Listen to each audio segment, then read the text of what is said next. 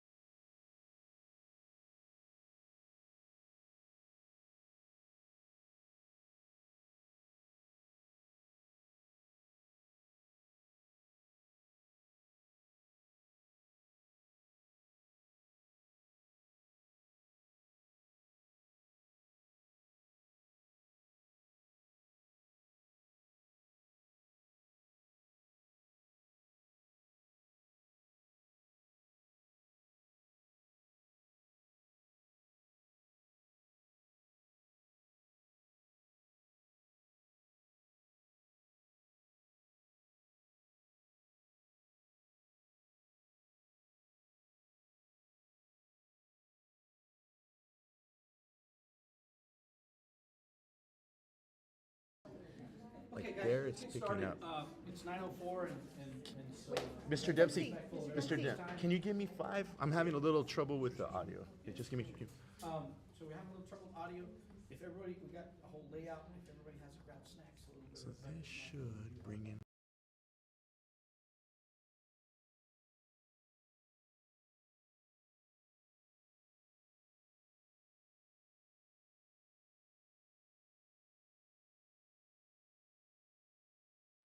Do the up thing, you gotta be kind of in front of the shotgun. Mic there, we have one pointing here, one pointing here. Got it. So make sure you project and probably keep the side conversations to a minimum because the microphones are relatively sensitive. Okay. Anything else, Jeremy? Was it? I think that's it. Okay. Rock and roll. Okay. World waits for no one. Okay, all right.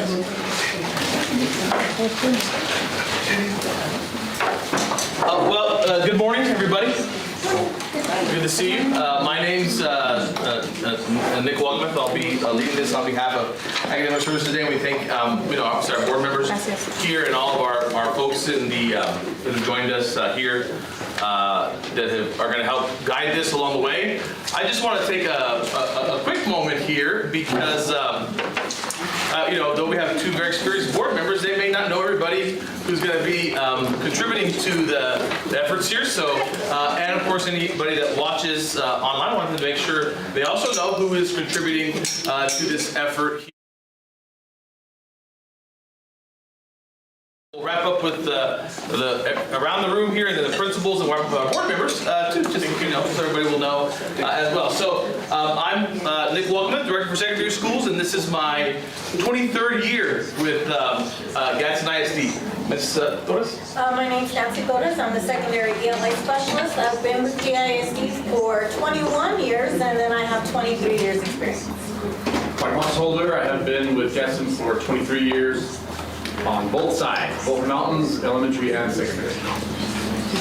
My name is Dominique Mueller. I'm the secondary science specialist. I'm actually new to this district. It's my 2nd year within this district, but I do have 10 years experience background, so coming from the district and working with all of you. My name is Julian Encina, and I'm the CCR CTE specialist and counselor specialist also. And I've been with the district now 14 years, and I signed up for 1. My name is Helen Duran, and I'm the secondary math specialist, and I've been with the district for 18 years. I taught 12 years in Chaparral High School and Santa Teresa High School before taking on the specialist role.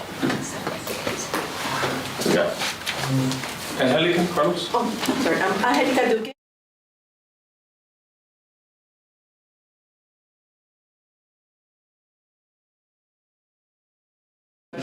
With secondary schools. I'm Carlos Guerrero, special in language art, Spanish language art. This is my 4th year in Gadsden Independent School, and I have 15 years experience in Spain, teaching science, math, language art, and this. I'm so happy. I'm Veronica Quiñones. I'm the principal at Gadsden Middle School. I have 32 years experience, 30 years in the district, and 25 years as an administrator. Dang, how do I follow that? Danielle Rodriguez, 19 years with the district, second year as an administrator, 10 weeks at Chaparral High School. Good morning, everybody. I'm Hema Suggs. I'm the principal at Santa Teresa High School, and I've been in education for approximately 23 years, 15, 16 of them here at the district. And I was a math teacher before that. Favorite job in the world. Good morning. I'm Sofia Payan. I'm the principal at Desert Pride Academy. I actually came back to Gadsden. I've been with them when it was a junior high for 4 years, and now I've been here with them for 24 years. So it's 28 years in the district. Maria Garreta, Gadsden High School principal, 15 years in education, all of them as a proud Gadsden ISD teacher, instructional coach, and principal now.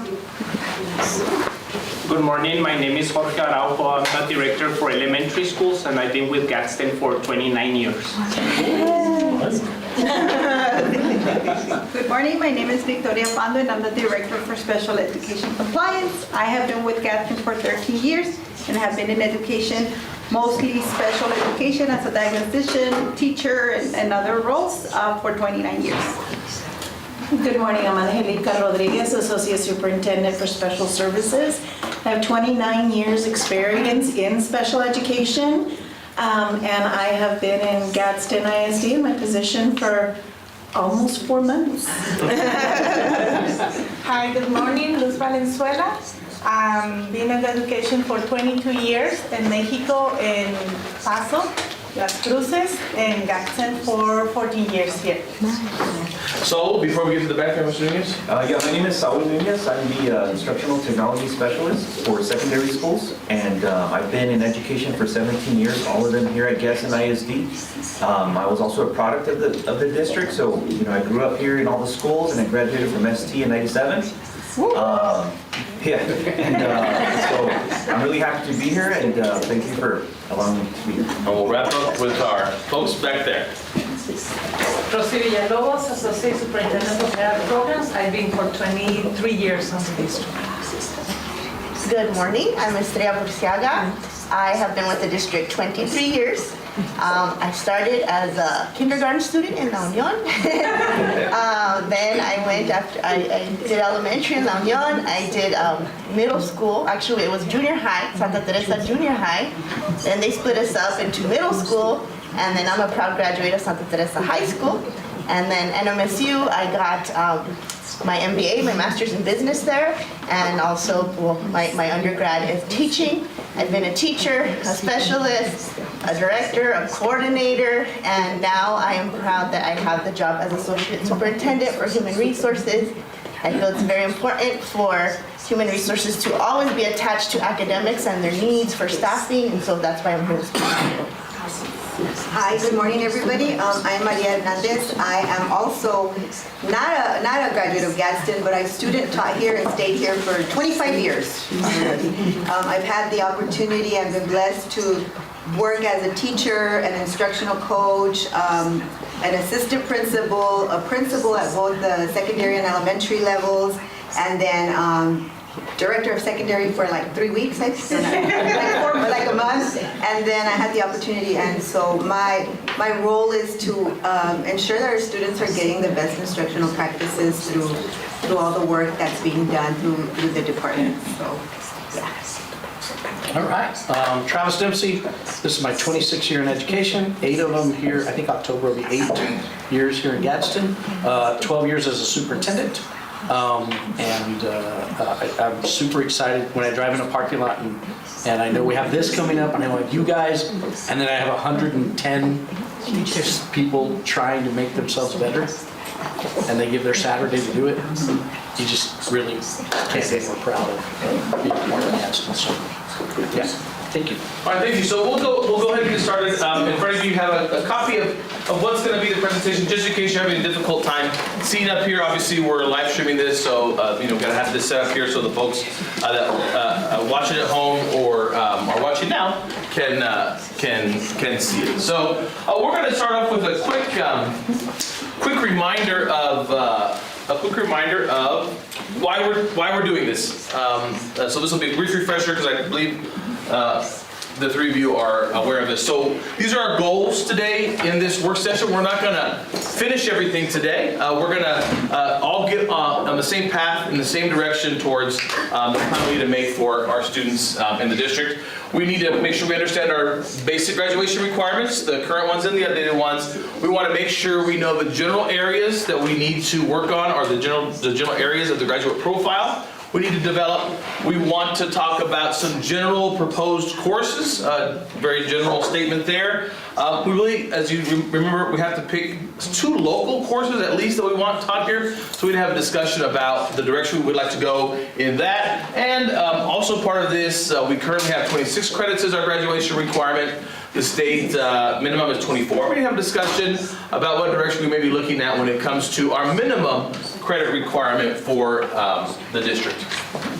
So just a reminder, why are we having to make these changes? House Bill 171 in spring of 2024, impacting multiple state statutes. This will, when finalized, will go into policy. And remember, this does not impact anybody, only the current 8th graders coming in and beyond. This will not impact anybody that is currently in high school. So if you're currently a 9th through 12th grader, the existing graduation requirements remain in place. Those will not change. So this is for 8th graders, going to be there next year and in the future. So just a reminder, a couple of main things that we have to have for graduation requirements. It used to be course requirements and passing the state test equals diploma. At the passage of House Bill 171 at the end of last year, the testing requirements were taken out. So our current students in high school, this is what applies to our current students in high school, coursework requirements equals a diploma, and you have to do a next step plan. Okay? And these are all in NMSA 22-13-1.1. This is again what the new current one will look like. You'll see very similar, correct? Coursework requirements equal a diploma. Well, any additions that the board, as a team, we may choose to do will be part of those requirements, which will be housed in policy IKF. Right now we have our memo stating you have to attempt the state test. You do not have to pass them. You still have to have a next step plan, which is starting at the end of 8th grade and needs to be signed off in their final next step plan when they're seniors. And we have to develop a graduate profile. So all this work we're going to do is going to be housed around the graduate profile. These are, as you've seen before, these are our current GISD graduation requirements that are in place for our current kids in high school, 26 credits. Should be familiar to most folks in this room. 4 English, 4 math, 3 science, 3.5 history, 1 PE, half a credit of health in high school, 2 foreign language credits, a career cluster class or a 3rd foreign language, 7 electives, and one of those courses currently must be AP dual credit honors or distance learning. So remember, currently the state graduation requirements are only 24. When they reset them back in 2009-2010, of course in Gadsden we've had 26.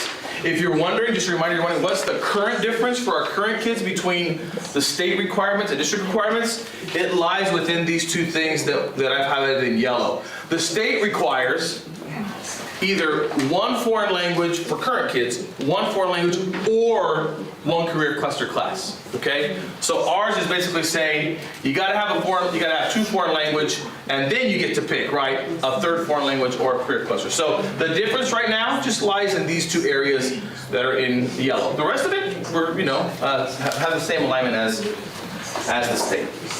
As I've shared with you all before, these are what the current requirements are going to look like. I think as we move forward and we're talking about this, and as we've discussed before, The state is looking for graduation requirements that align to students' hopes and dreams and desires and preparing them for what they want to do after high school, whether that be college, the workplace, enrollment in the military, or anything else. So they're looking for some type of flexibility. So you'll look here, if you look here, there's a lot of similarities in the new graduation requirements in the number of credits. But what you'll notice here kind of in green, oftentimes through here, is that the last course in a sequence, they're looking for some type of choice, okay? Now again, what that choice looks like, what the PED defines that choice as, what will count as the choice, we will not know those things for a while, but as a general rule of thumb, we want you all to have the frame of mind of, hey, there's going to be some choice or flexibility towards a pathway. So if we decide anything here, we always want to leave a little bit of flexibility for our kids to choose different things. And there can be some things we decide as a team, hey, no, this needs to happen in Gadsden because it's important for your preparation, it's important for our community, and that's fine as well. So again, 4 credits of English, 4 credits of math, 3 credits of science. That's the same number of requirements, but you see some choice there. Social studies, 4 credits that are required versus 3.5. Okay, so a little bit change there, some whole credits. PE, the same. Health is the same number of credits, middle school or high school. Electives, they've given us a little bit of definition here, and here's where you can see that they want kids to join pathways. Good news as we have this discussion today, Gadsden ISD, with the help of everybody in this room and the team here, is already, we'll say advanced on expecting students participate in pathways. We made that shift relatively strong about 10 years ago. So they want them to have a 2-course sequence in CTE or 11 English or military careers or health. I don't know what that means. We don't have the rule yet from the PED, or fine arts, or service work and service-based learning. And of course, picking 2 local credits that we are going to require. This totals 24, that is the state minimum. Okay, so as we go through this, we need to think about the context of what we're going to do within 24 credits, and if we think there needs to be additional credits, how do those additional credits fit into what we want for all of our students. Last 2 slides here, and then we're going to work on this graduate profile. This is from NMSA. I want to remind everybody in the room that there's a law. The PED has to make rules for the law to see how we can properly apply it. As I've shared before, the PED does not have to adopt and implement rules until the 31st of December. Okay? I haven't seen anything yet. Mr. Dix, have you seen anything yet about these rules being advertised, discussed in your meetings? No? I didn't. No. No, the answer is no. And again, besides that, again, the goal here, right? Expand course offerings, rigorous academic options, CTE courses, and a graduate profile. So those are key elements of what we're going to be looking to do here. So this is important. We had shared with you finally, before we go to the profiles, this work plan that we are trying to work through. So here we are, right? Made it to August to October, planning and preparing with the school board. The PED has to promulgate rules, very hopefully, but I think this is going to shift just to be transparent here. Proposed latest date for school board action, I put 2 question marks here, on January 23rd. I think that is going to shift, probably, okay, just to be transparent. Why did we try to do this date? Because on the 14th and 15th, this is when the secondary schools do their course requests. They've actually finalized the course request for next school year. So whenever you're doing courses, planning courses, it's staffing, it's course requests, and that has to be done by budget season. And this is kind of our where the kids are registered. Depending on how this goes, this has the greatest impact on freshmen. So we'll certainly be able to proceed without impediment on our upperclassmen, our rising sophomores, juniors, and seniors, because their graduation requirements are the same. We're going to kind of be stuck out there with the freshmen. kind of when we get close to this deadline here. So typically we register freshmen first and the upperclassmen last. Right. Right? Typically that's the mode. Yeah. We may this year with all of our registration processes shift it back. Yep. So the freshmen may be the group that get the last pre-registration for next year because we're trying to get through this timeline, which of course requires policy. Okay, so I'm going to pause there very briefly before we step into a little activity for our graduate profile. For anybody in the room or any of our board members, are there any clarifying questions you have about that basic information that I just shared? I know you three have heard this before. And of course, at any point you have clarifying questions, feel free to ask. I'm a former, like Mike, I'm a history teacher, so I have a tendency to, mow through things sometimes, not give a lot of wait time, and hopefully we don't devolve into taking a bunch of notes in here today, right? We'll stop. Okay. We'll try, Daniel. We got a bunch of math teachers over there, is what we have on that side. So if you don't like history, we're going to shift to math over there. That's right. So the first thing we have to do is develop our graduate profile. And so we did a survey of parents. In a moment here, I'm going to give you all a moment to kind of participate in that survey, but in kind of a little active way. A graduate profile, the PED in the law has defined a graduate profile as a document that specifies the cognitive, personal, and interpersonal competencies that students should have when they graduate. When you're developing a graduate profile, just like with anything with graduation, it is not just a high school responsibility. This is a pre-K-12 responsibility here. And the surveys we did included as many folks as we could for the different areas. And then further on in the law, it tells us that the profile must be specific to each community, articulate the academic competencies and subjects that are key to post-high school success, and aligns to our required units. So when we are a little bit later this morning discussing possible areas for courses, they need to align with what seems to be the needs in the graduate profile. Okay? So we're going to do a little activity here. Okay? You have a black marker and a purple Post-it note in front of you. All right? These are we put out a survey to parents, we put out a survey to students, and I'll have a handout for you so when you get back to your seat you can see this a little better.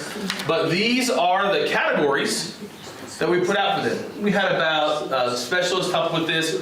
We had close to 800 students participate sort of in the survey under the guidance of the specialists. We also had the parents do this exact same, kind of like you're going to do, but digitally. We had close to 300 parents participate and close to 300 staff participate in these same things. So the staff, the surveys went out. You may have received them at home.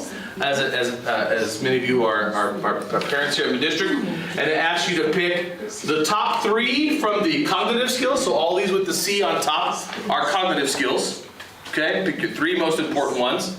These ones with the P are the personal skills. We ask you to pick 2. Okay, and then on your interpersonal skills, you're asked to pick 2. So I think the first activity that I would just take us about 3 or 4 minutes to do for our school board members before we launch into the survey results. You have your purple note here. You're going to put your initials on it. So if I was a school board member, I'd put NW. Okay, and then for the cognitive skills, you're just going to take 3 of these with your initial on them, right? So, those are Arlene. We'd have 3 AMs, and she'd pick out of these 3 cognitive posters, the 3 that are most important. You just stick it there, okay? And then you'll take two more, right? 2 more, right? And then from the personal, you're going to mark, you're going to just put your sticky note under the 2 personal ones that are most important. And then on these 2 down here, you're going to take 2 more sticky notes with your initials and put 2. So in total, you'll have 3 Post-it notes on cognitive individually, 2 on personal, and 2 on personal and 2 on interpersonal. So in total, 3, 4, 5, 6, 7 Post-it notes. You need 6, 7 Post-it notes to complete the activity. So we're gonna pause here for a second while you all kind of get up and decide where you want your 3 cognitive, 2 personal, and 2 interpersonal. So yes, give clarifying questions. So I'm picking like, so for the cognitive, 2, 4, 6, there's 8. Right there, yeah, there's 2, 4, 6, 8. So on these 8 options, you're gonna just take your 3 notes, right? Just like that. I was just wondering whether it's 8 or 5. Yeah, it's total in the cognitive, so then 2 down there. Okay, so I'll let you all come up here and take your notes and stick them away where what you think is important.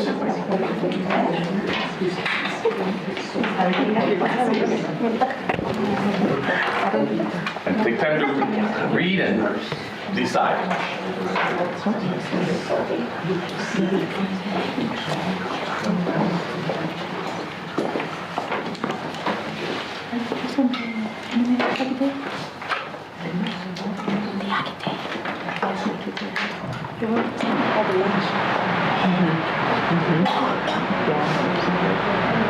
I'm excited about the stuff.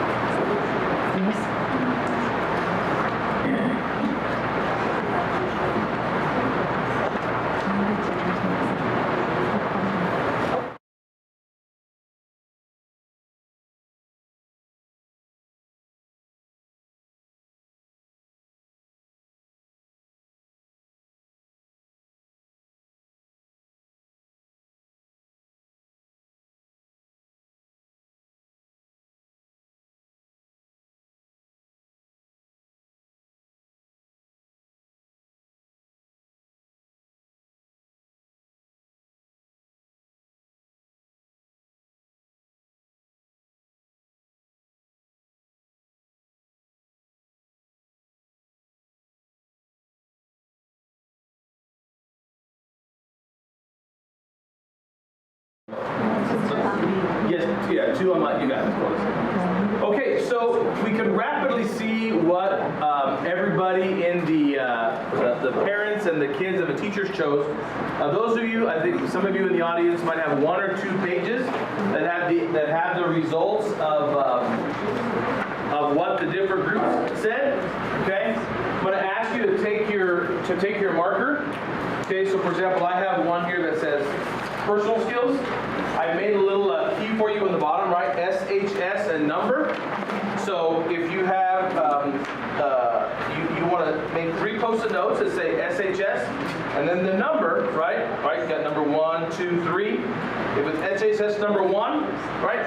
Go put the note under the proper area. Okay. So if you can just, so I'll do this one here. So I got SHS 1. That's a personal skill.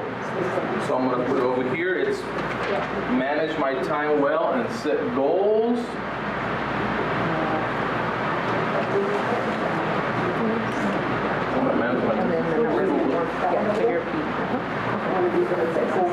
No, right here. Right there, sorry. And then I'll do number 2. I want to be able to keep track and plan how I'm doing to reach my goal. And I want to motion. This is number 3. Think of my motions. That one right there. Okay. So.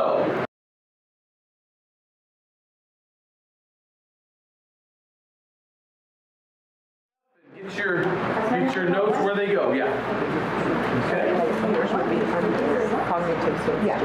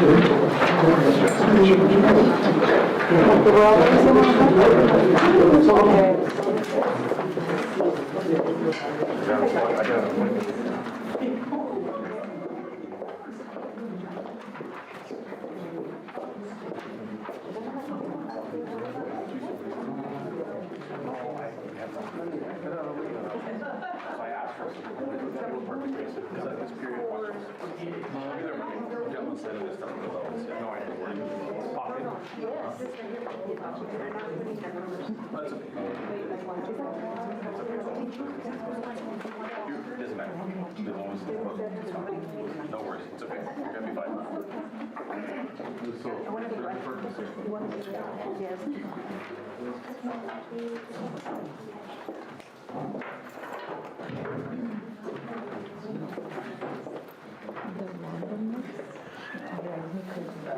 So as they're finishing up here, I want to let you know, if it starts with an S, right? If it starts with an S, that's students, right? So this one, SMS, students middle school, right? L is district leadership. Okay, so SMS is students middle school. L is leadership, all district leadership. Okay. P is parents, all levels. If you see an SHS, that's going to be students high school. Okay. So I think when, and again, I'm going to give you ladies this, just in case it's difficult to get posters. Here's the posters. Yes, teachers elementary and teachers secondary. The T, yeah. T is teachers elementary and teachers secondary. Okay. My apologies. No. Forgot about those folks. Okay. I'll real fast. I'll put it right here. Since nobody wanted to be able to do anything with numbers here, right? SMS, middle school students, right? SHS, high school students, right? L is leadership, district leadership. P, parents. TE, elementary teachers. and TS, secondary teachers. Okay, so what I wanted to illustrate here visually was there are some pretty consensus items here.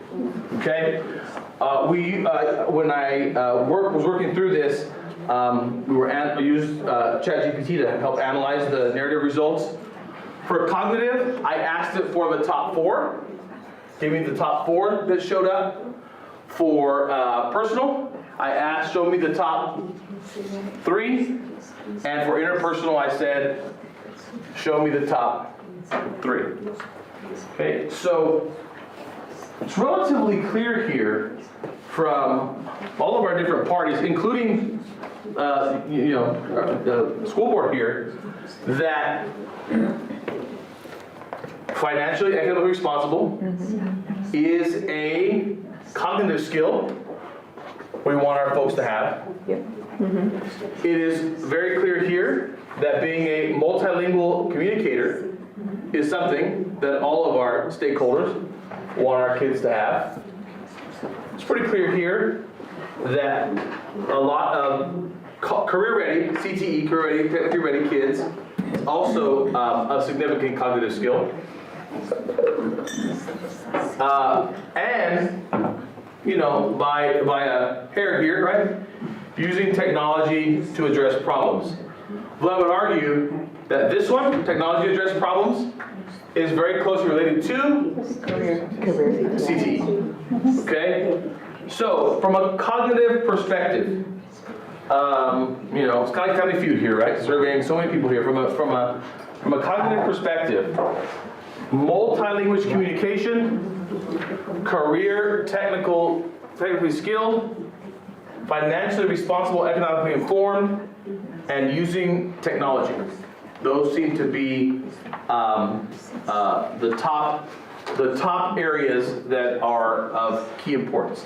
Now, before I move on from cognitive, I don't know, if our principals or anybody in the room has anything they might want to share about what they are thinking when they see these cognitive results, or any of our board members, what strikes them, or surprises you, or doesn't surprise you. Not that it surprises me, but I'm happy that our kids were given the opportunity to voice and to see that even though we're at different places in our lives, we all have the same goals. Or if we have different roles in these students' lives, we all tend to have the same roles. They want to be able to be okay financially later on, and to think that even middle schoolers are already having these thoughts is, again, shouldn't surprise me, but it does just a little bit. And that just says that maybe as educators, we should give them more opportunities for them to voice what they want, and I think we'd be pleasantly surprised that we're more aligned than we think.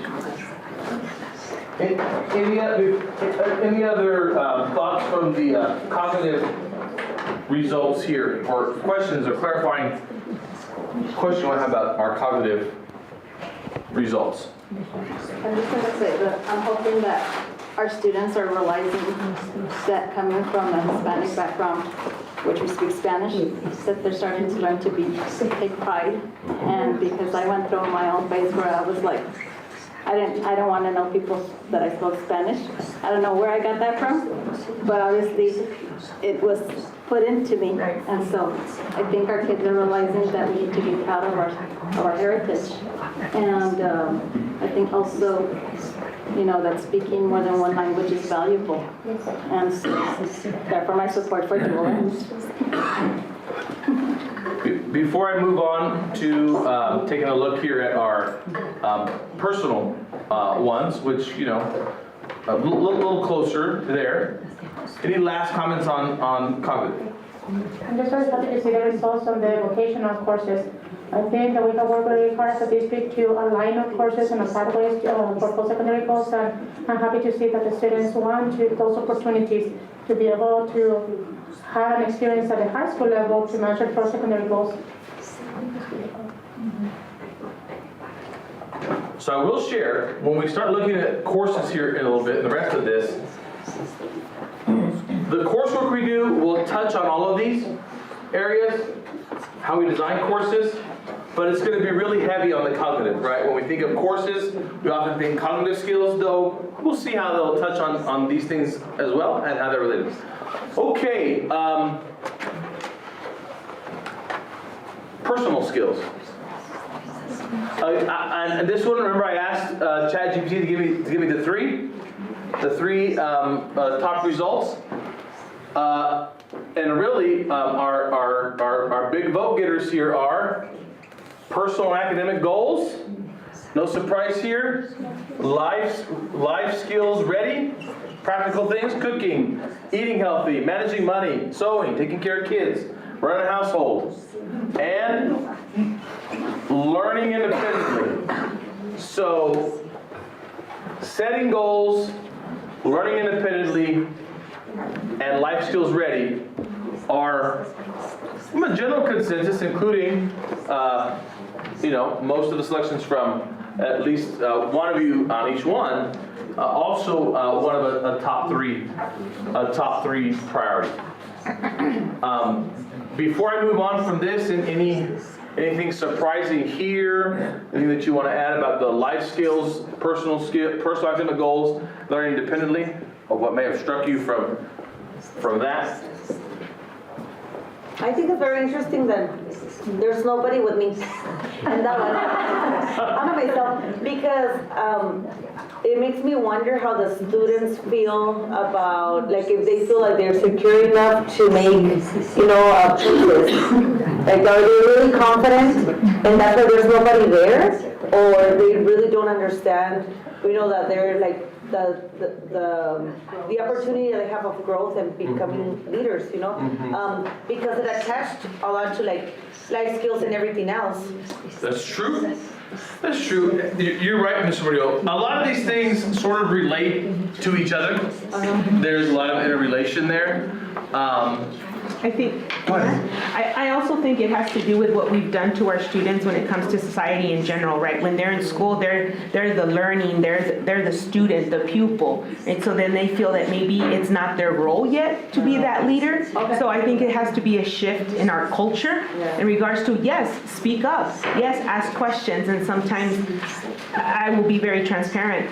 We might get a little, when a kid questions us or asks us, so we too have to learn how to communicate that properly. So I think it just has to do with the culture and what we've instilled in our children, and not only our district, I think nationwide. Right.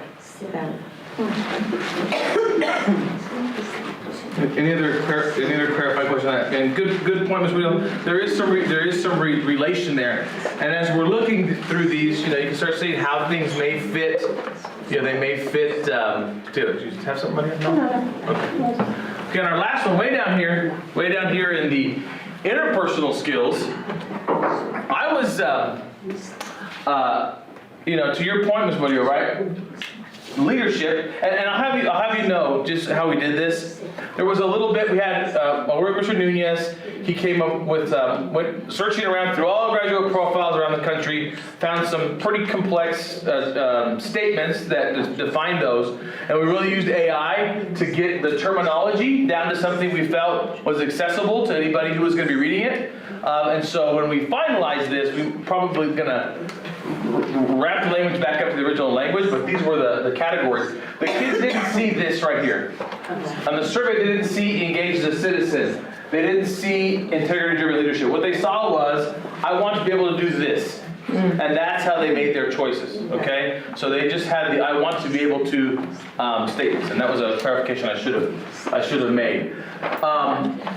So again, I think here, I asked for 3. We have engaged as a citizen, has to do with involvement in the community as an important one. Work well with different groups of people to show respect and understanding, building networks. And then we have Arlene here, though they didn't say leadership here, they sort of said leadership within a group. So they didn't really identify leadership as something that was a personal thing that they thought about, but they certainly saw the leadership in a group as important. And culturally aware, right there, no surprise, because I think it really ties it really ties over there to the multilingual learning. So just from numbers, you know, these three here, networks, team lead, engaging as a citizen, were the ones that were of the highest priority.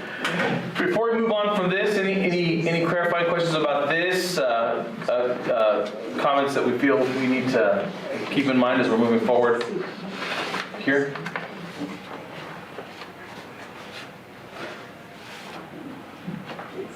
This is good, okay? I like that we didn't use the word citizenship here because sometimes that scares kids off. But I do like, as a person that lives in society and a former history teacher, I do love that when you ask it a different way, they do want to engage and be good and be involved and help the community, and that's good for them to have that context. Okay. So we're going to shift here in a second into looking at, back to the PowerPoint, looking at some other survey questions. But as a reminder, as we move through this, and we're thinking about courses, and we're thinking about the decisions that we're going to make, how do what we're deciding fit into this profile? Okay? These profiles. The other thing I'm going to share, because this is going to be really important, I'll tape one here, I'll put a couple on the desk here. We're just going to go over some slides and just have a discussion about them, pros and cons. But for the rest of the day, or for the rest of the time we're doing this, we need to keep these questions in mind, okay? How do our decisions connect to the graduate profile or the survey results? How do our decisions impact students with disabilities? How do our students impact ELs? And how do our decisions impact achievement on state tests? Okay, so as we're going forward, when you're thinking about what you're reading, be thinking about what does this mean for these different groups? Because at the end of the day, they don't have to pass the state assessment, but they still need to perform well. And what we do here, to an extent, still needs to align with that. There may be things that we all, personally love and like, and we can offer those things. But when it comes to making them a requirement, if it falls kind of far out of the profile, we want to be careful of not, forcing that upon folks here. Okay, so that's what's going to happen next year. So. First thing I'm going to do is everybody has an opportunity. Two things to keep in mind before we go into the slides. There's the course requirements again. We did ask the parents, and this is in your slideshow. It's a couple down. I'm trying to label the slide numbers. But we asked. I want you all to know that students with disabilities have different options for graduation. There's three. We don't expect you to be experts, but we just want to put it in the brain. Some student disabilities are under the standard program of study, so they graduate with the same requirements on that sheet that everybody else does. However, their courses and the course delivered, the instruction is modified and accommodated, but they still have to meet all the same credit requirements and in the old days, assessment requirements. There's a second option that's called the modified program of study, which is important to know that it's an alternative program of study based on the kid's career interests related to a career area. Alternative courses, you can actually sub in alternative courses as long as they tie to employability and career development standards.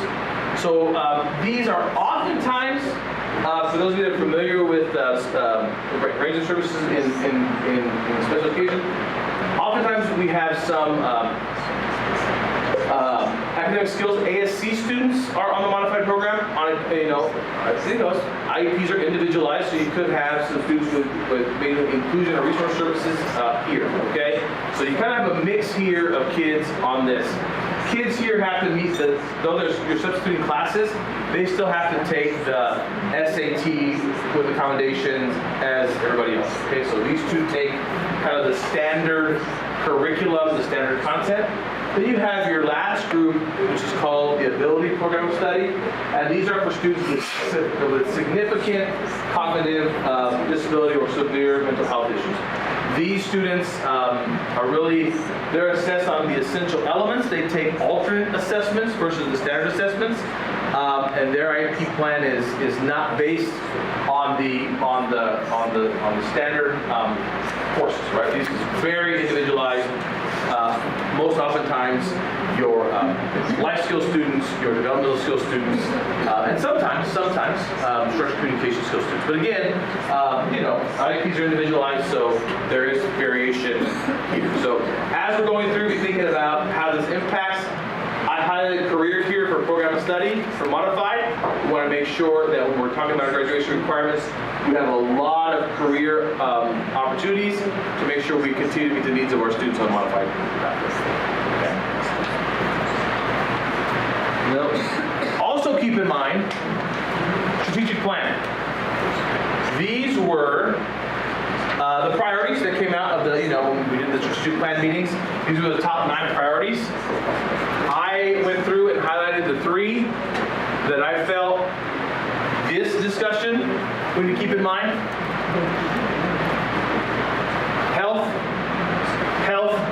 Anybody want? This is a test. I didn't pre-tell the principals, but we'll see if they can pass this test. I also highlighted number 5, right? Address attendance at the district level to improve student attendance. Well, anybody know why I highlighted this one when it came to, okay, let me get a face. Does the principal want to answer so I don't get any more faces? Why did I highlight this? Because nationwide, that is something that we need to address. Right, and we can address it how in this discussion? Making their education relevant, because when it's important to them, they show up.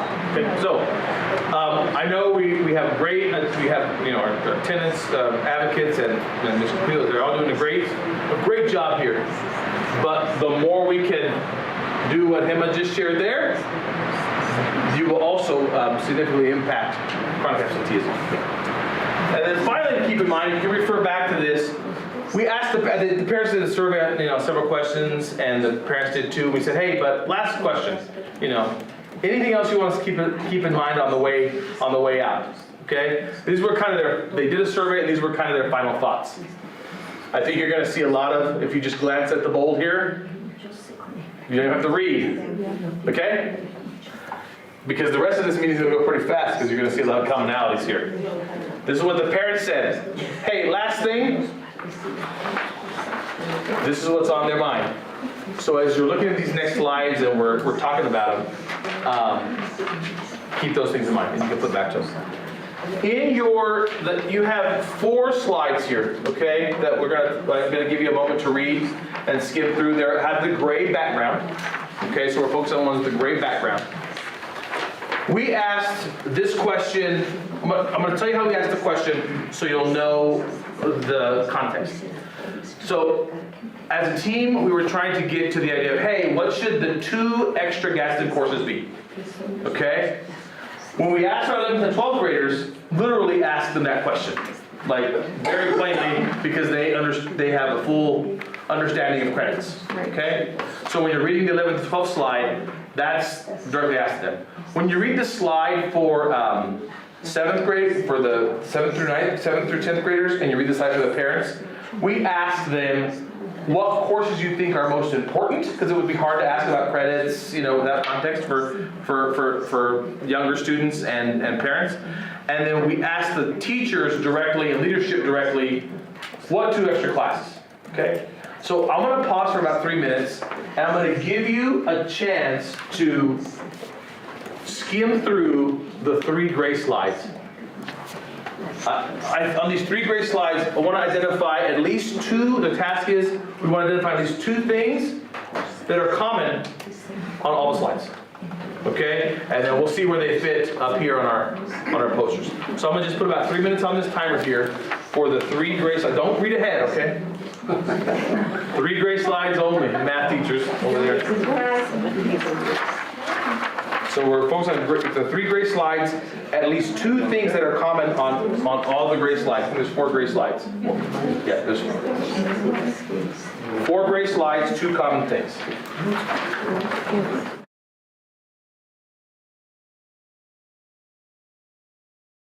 16, Mark, whatever.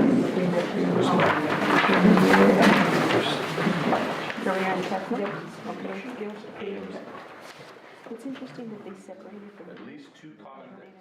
Over here. Yep. But it's these two. But it was funny because over here they separated the literacy and life skills, but not over here. Yes, and the other one, that's one I saw in the other. Oh, yeah, read it. No way.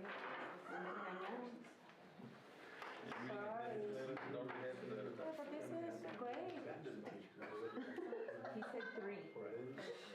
It's part of the grade. He was not very good. 2 or 3 things that are in common in society.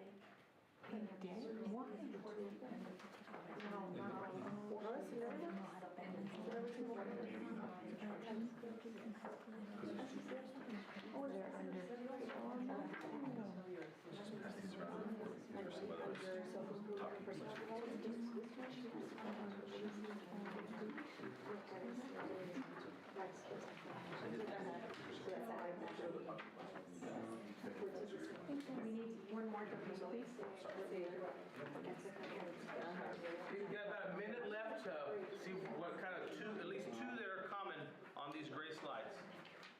Pretty obvious. Yes. Makes easy work for you all to decide. But actually, I think there's like 3. I think I saw there were 3 that were like completely in common. I know I saw 2. I'm sorry, I'm just flipping through these so the public can have viewed them as well. I have a question for the first one for 11th and 12th. Under number 4, self-improvement and personal development. What do they mean by self-defense or mention? Yeah, let me share with you on when we time off. Let me share with you on that. I don't know if I have a good answer for you, Arlene.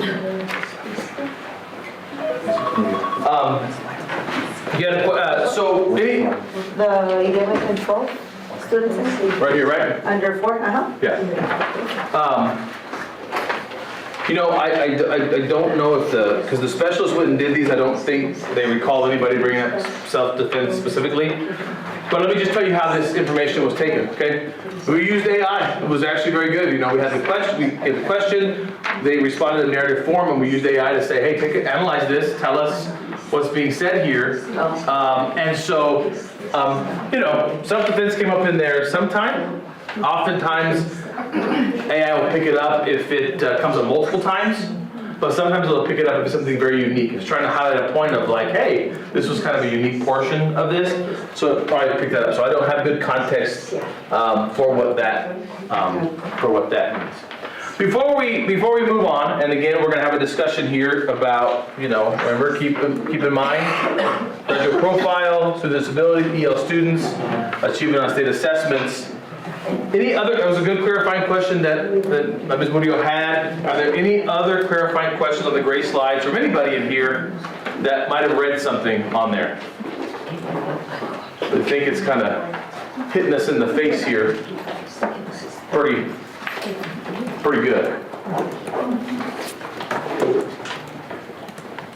So what were there were 2 that were common for sure. What were the 2? Life skills, career, and technical education, the vocation. Life skills for sure, right? Yes. CTE for sure. And then there was one more that was sort of part of the life skills? Financial literacy. The financial literacy. So again, of course I've seen this 100 times. What struck me was financial literacy, which is a life skill, but it's an important life skill, and CTE classes. Okay, I think when we look back at our profile here, I think you all can very easily see the alignment.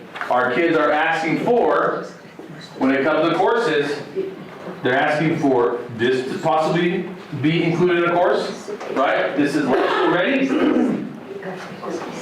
We go down here to our CTE, career technically skilled ready. That shows up as important courses. And then being over here, life skills ready falls in. Where's the financial one right here? On the 17. Where's that?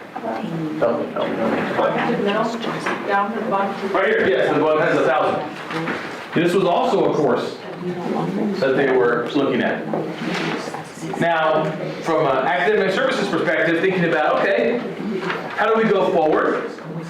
What this is telling me, when we're thinking about how we're going to design these 2 extra courses in Gadsden, they better have something to do with, or they should have something to do with, at least financial skills, life skills, and we're already doing CTE. It's telling us we need to continue to invest and grow our CTE programs. Those of you that read those gray slides, is there anything else sticking out to you regarding, or something missing maybe here? Something missing from this gray important courses that doesn't align with our profile? Like something that was heavy on the profile that wasn't showing up in the courses? I just have a question. Yes, ma'am. Why is it that, I mean, was there a purpose behind this where you separated the financial literacy and life skills when the staff is doing this part? Because over here, you know, we see the 11th and 12th, it's together. We see over here in the 7th through 10th grade, for the students, they're together. So Ms. Rodriguez, I didn't separate them. So it was like, The AI separated them. The AI separated them based on what it was analyzing. so I didn't know if it was everything or if it was, you know, No. no. On these parts, the rest of the survey we're looking at, Ms. Rodriguez, we did like with the graduate profile, they had the statement and they click next to it. Okay, for this part of the survey, the rest of the question of the survey, it was just opening the question. The question was literally to the 11th, 12th graders. We're adding 2 new possible credits that need to be important for all Gadsden graduates to have. What should those 2 courses be? If you can't name a course title, describe it. And that's how those questions were asked. And then the AI just analyzed the narratives and said, based on this is what. So I thought that was great because there wasn't a checklist. It was just describe what you want. And it all came out in shocking. I want to say shocking, kind of not shocking, but shocking. A good, very positive alignment. I kind of wish language was a little more evident through here, you know, like through 11th and 12th graders, we see life skills, financial literacy, and CTE, but no language. And then, you know, 7th through 10th, they had the emphasis on language, right? Or at least it was in their top 5. And then staff, there was no language, and then parents, there was no language. So it was just interesting. That is the most interesting thing. Yeah. I just want to, and I think you're pointing that out, Danielle, because one, everything on that list, most of it's aligning with the high areas here. The one area that's missing from the list, right? The parents are telling us, and nobody here is going to disagree. Multilingual communication is important. Yeah. But when they're thinking about it in the context of what class is important, it's hardly showing up on a class list. Okay? So again, that, you know, I mean, we have a couple pieces of data here as we move forward, how to think about that. It could be what they, you know, when you're just answering, you think differently when you're approaching a certain question. I think oftentimes when folks are thinking of a skill they need to have, sometimes they don't associate the class with it. But I think a lot of the kids when they're answering this, like what skills do I want, they're going through and going, gosh, I need to improve my bilingual skills because that's important culture for my family. I want to be able to talk to my grandma and my grandpa and my great grandma, and I'm having a hard time communicating. So they're thinking of it that way. But then when they switch to the other part with the courses, they're not thinking, oh, well, I need a course in high school to help me with that. Like academic. Right, they're not thinking of academically. They're just thinking somebody, right? Socially, right? Socially, family, somebody needs to help me with this. Miss Helen. So I think just to add a little bit to it from when I was surveying some of the kids, I think that they were answering this question as a dream big type question as well. Like they were thinking outside the box. I think that when they were answering this question, they weren't thinking about language as part of it because it's already a requirement. Okay. So they weren't thinking about that as something that needs to be because it already is. And so I think that they were thinking more along the lines of, hey, I want to dream about, like, besides that, what else? I think that was some of the reasons for the results as well. Thank you. Okay, so what I want to share with everybody in the board here is that as an academic services team, when we're looking at how to structure out classes and offer classes, I want you to know we are for sure going to be looking at CTE. We are for sure going to be looking about something about financial literacy, and we are for sure going to be looking about something that is life skills ready. Now, what that means, what specifically that means, what financial skills, what life skills, I think academic services will get that fleshed out. But we're definitely going to be, based on this, we're going to be thinking of these three things. Okay? From our board here, is there, and obviously, to Helen's point and Emma's point, I mean, we are definitely thinking about this too. But we're trying to think about where this fits or how this looks. It didn't come in the courses like the folks said for a variety of reasons, but we are going to have this in mind. As we are thinking about our 2 required courses going forward, that's what we see as academic services that ties to the profile. And anybody in this room, school board members, obviously anybody here, anything else we need to sort of keep in mind as we are going forward and thinking about those 2 required courses.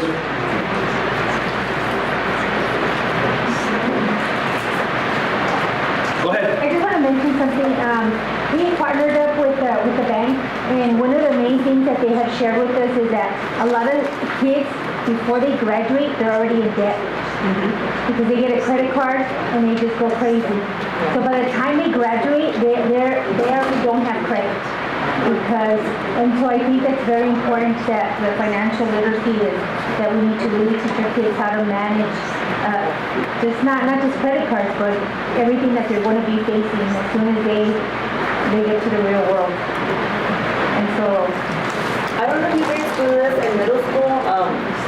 When I lived in Silver City, they had a class with one of the local banks, and they will go to the middle school and help them open a bank account in middle school, and then talk to them about responsibility, and then parents, we had to be there. It was mandatory. But I don't know. Yeah, we had to be, because we had to open the account for them. But I don't know, like, do we do something like that? I'm not saying mandatory, but something like that. So I've done that. Oh, yeah? And that's how I got that information, is that's why it's so important that financial literacy should be considered, because by the time they're seniors, a lot of them already graduate being in debt and have already killed their credit. I think I'm sorry. Go ahead. No, one of the interesting things is that way back, right, like many years ago, there used to be the life skills class. And so it's interesting because I feel like students nowadays, or a lot of the teenagers, they're losing those soft skills that are extremely important, but yet they realize, like, you know what, for life we need this, right? So seeing this is really, it makes us understand that they go beyond just, what they're currently getting and receiving. But yes, during those life skills classes, I know that was part of it, like how do you write a check, you know? There were mock courts, Yeah. you know, all of those things that we really need to continue in life, whether you go into, you know, whatever degree you go into or career, you need all of these skills. It doesn't matter where you're at. Thank you. Anything else we want to put on? One thing that we're going to move on to the next set of that's going to get all the math teachers excited in here. I want to point out that on each of these slides, there is an alluding to health and mental well-being. Okay, on each slide, self-improvement, personal development. I'm sorry, health and nutrition, right? Not on this middle school one. Sorry.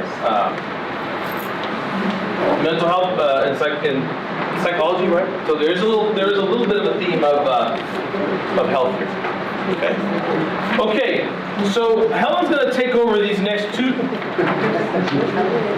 Helen's going to help us with these next two slides, but I'm going to give our school board members an opportunity to read these next. What is going on here?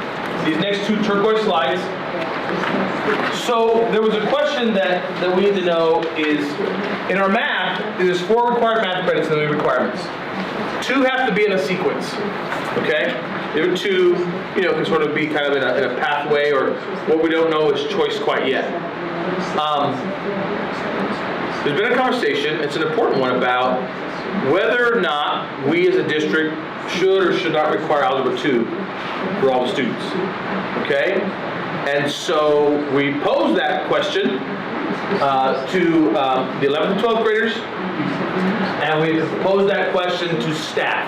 It was a hard question to kind of ask to parents and the younger kids because, well, it's just hard to understand. So we're going to give about 2 minutes to skim the results of the turquoise slides, and then I'm going to have Helen talk a little bit about, lead the conversation about pros and cons about Algebra 2 being required. So it's the turquoise slide. So if you give them a quick 2-minute skim here. The turquoise color.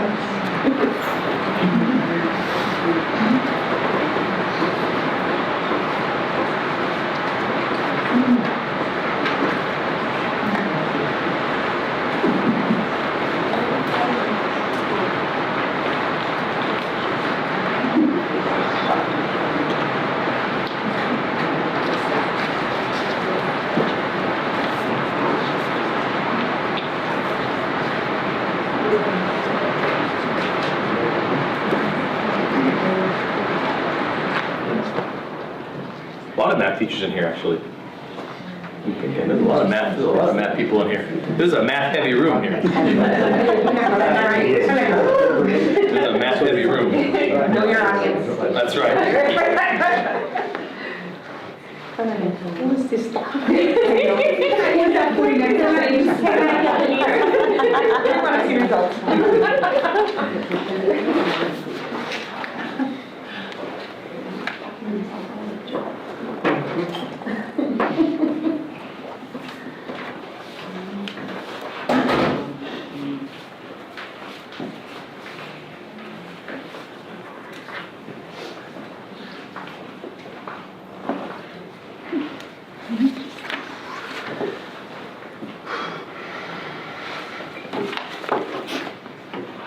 Just about 30 seconds here, and then we'll let Helen talk about math, her favorite thing.